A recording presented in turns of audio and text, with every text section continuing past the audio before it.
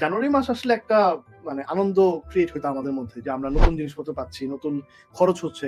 And বাবা-মার মাথায় কিন্তু একটা পেরেশানি আসতো যে আচ্ছা ঠিক আছে ওরে এটা কিনে দিতে হবে। নতুন স্কুলে যাচ্ছে, নতুন ক্লাসে উঠতেছে। সো হয়তো নতুন একটা সেট, জ্যামিতি বক্স লাগবে, ক্যালকুলেটর লাগবে। এই ধরনের খরচগুলোর কথা মাথায় আসতো, তাই না? সো ওই খরচের পার্টটাই চিন্তা করেন একজন আমেরিকান বাচ্চার পেছনে নরমালি মানে বাচ্চা তো আর নিজে কেনে না। তার পেছনে নরমালি $1200 খরচ হয়।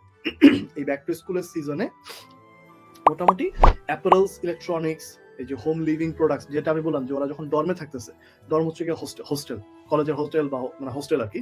সেখানে যখন থাকতেছে তখন হচ্ছে যে জিনিসগুলা কিনতে হয় সেই টোটাল নাম্বারটা হচ্ছে অ্যামাউন্টটা হচ্ছে $1200 এভারেজে, ঠিক আছে? সেই এভারেজে $1200 বাপ-মার পকেট থেকে যায় এই ব্যাক টু স্কুল সিজনে।